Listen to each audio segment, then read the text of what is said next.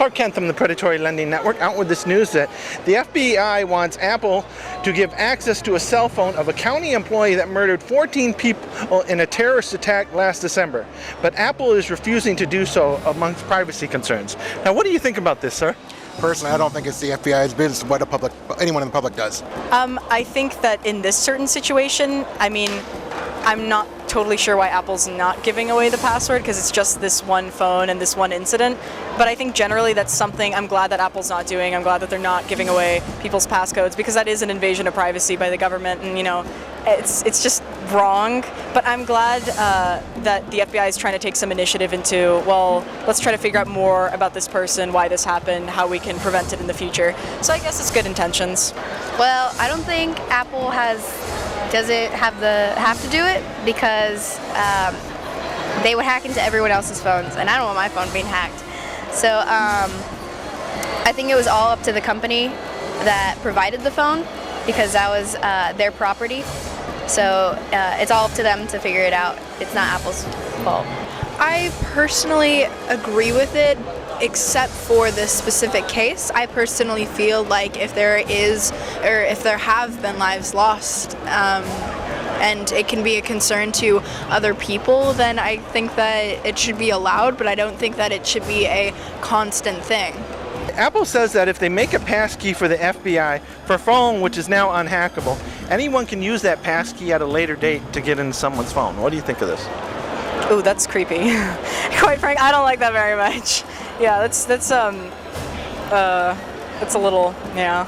That's all I have to say about that. It's just, Well, again, it's not the government's place to look into anything where you can attract their information. Private corporations, however, I find no problem doing that.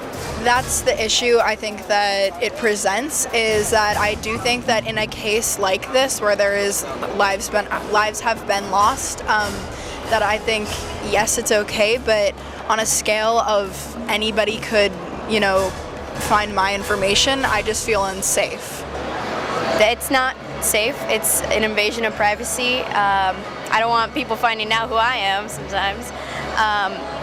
So I don't think that that's right.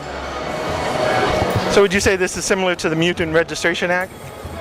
Yeah, you shouldn't be exploiting our kind, so I don't think that that's right that Apple should be doing that to our phones. The FBI only wants the data on the phone and not the passkey.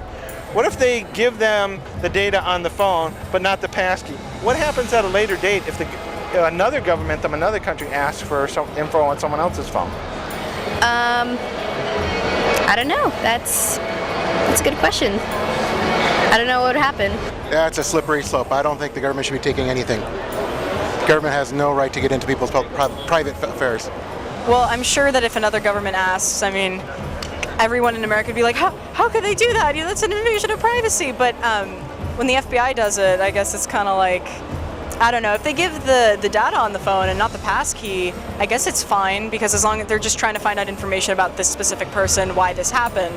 But I think if that happened anywhere else in the world, everyone would be like, how are they allowed to do that? Like, that's not fair. So, there's no, what's the point if I have the passcode if you know my information anyway? That's kind of my point of view. If you already know it, then there's no point in me, having a passcode. Is there any last minute things you'd like to say? Dent, 2016. Francis named himself after dish soap. My heart has been and will be with the families who have had people lose their lives, and I just hope this gets resolved in the best way it can be. Stay strong, mutants.